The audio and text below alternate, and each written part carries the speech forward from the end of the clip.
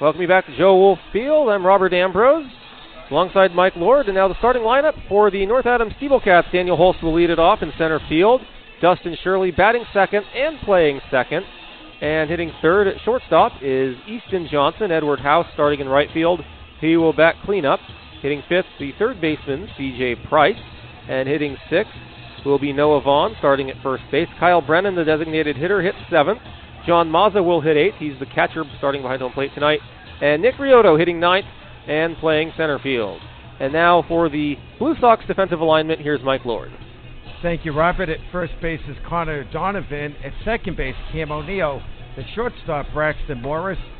The third baseman, Zach Goldstein. And the outfield from left to right, Hezekiah Randolph at left, Brody Leftridge in center, and Mark Grunberg. And right behind the dish is C.J. Stubbs. And on the mound, Alex Toohey out of the University of Buffalo and Gahanna, Ohio. He was all first team match with a 7-4 record in 14 starts with Buffalo. So had a very impressive spring and a very good season so far with the Blue Sox. A very good season so far, just a 3.02 ERA this season for Toohey. First batter he will face will be Daniel Holst.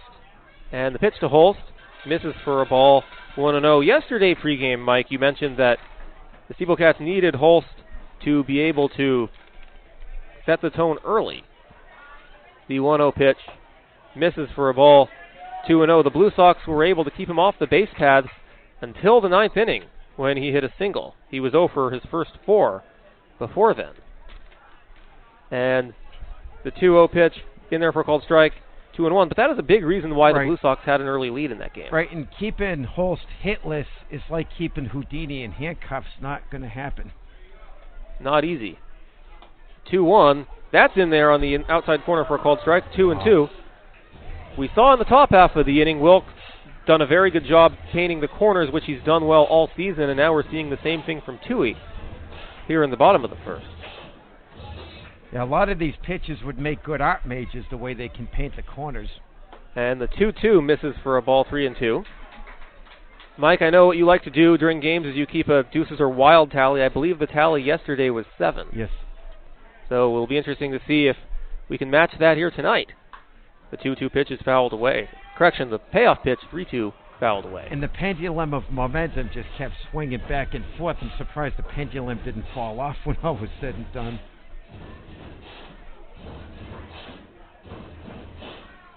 3 balls, 2 strikes. Here's the payoff pitch. That misses for ball 4, and Holst is on to start the inning. That's the start to the bottom of the inning the SteepleCats wanted. I'll tell you what, the year Holst has had stealing bases, giving up a walk to him is like giving up a double. How about a clear catch? The second baseman, number 6. That is assuming he steals a base. Dustin Shirley. Blue Sox will hold him on, of course. We'll have an eye out there. Here's Dustin Shirley. That's why I nicknamed Holst the Catalyst. Pitch to Shirley misses for a ball, 1-0. And we get a mound meeting here. Yeah, in the early going, too, he's been a little high with his pitches. He was high there on the first pitch to Shirley, and he walked Holst.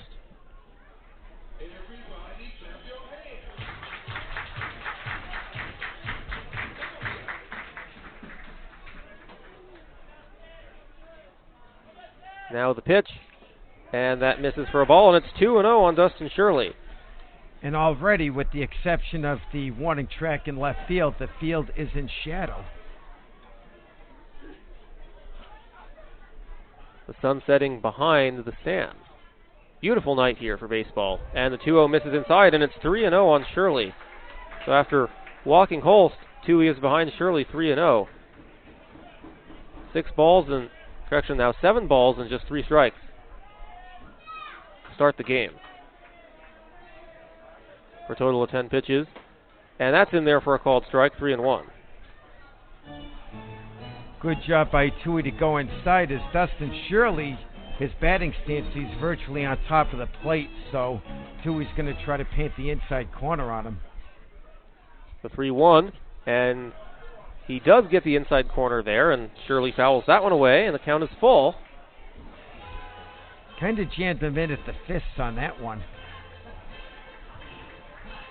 He certainly did. The ball fouled over our heads. And now the runner's going, the 3-2 pitch. That's in the air to center field. Leftridge is there, he makes the catch. Holst has to put the brakes on and go back to first. You know, it is interesting. It did look like he took off before Tui began his windup, but Tui, a right-hander, didn't notice, but it didn't even matter as Shirley ended up flying out. And fortunately for the Blue Sox, Leftridge can cover a lot of ground, because if that ball gets by him, Holst could walk home to score the first run. Very likely with Holst's speed as well. Leftridge, speaking of his speed, he is tied for the team lead in stolen bases as the first throw over the inning.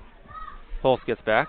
Tied with Braxton Morris, and it's key for those two guys to get on base if the Blue Sox want to come out of here with the win. Morris was unable to do so in the first. The pitch to Easton Johnson. That gets by the catcher. On his way to second goes Holst. He dives in safely. The ball gets into the outfield. On his way to third goes Holst. Throw to third. Not in time. It's going to be ruled a pass ball, allowing Holst to go to second, and then a throwing error on the catcher, allowing him to go to third. And I'll tell you, nice play by Zach Goldstein as he had to run in foul territory and leap to catch the throw by Brody Leftridge, because if Leftridge had overthrown Goldstein, the SteepleCats would have a 1-0 lead as Holst would have got up and scored easily. They certainly would have, and that helps now the infield in for the Blue Sox to cut off the potential run. The count is a ball and no strikes on Easton Johnson. Here's the pitch. Grounded to second. Holst will hold at third. They'll go to first for the easy out, 2 away. That was a wise decision, though, to hold at third with the infield in. Oh, definitely, and that ball got out there on only 2 hops to Cam O'Neill. He's got a very strong arm, and Holst didn't even run down the line. Usually you run to try to see what the field is going to do, but O'Neill did a nice job looking it back. O'Neill, an excellent year defensively for the Blue Sox. Here's Edward House. House had an RBI in yesterday's game.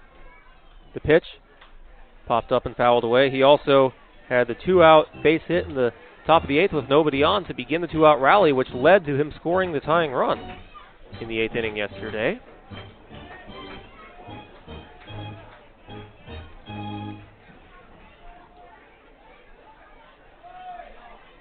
House yesterday was 2 for 5 with 2 singles and reached on an error and another pop-up foul ball, 0-2.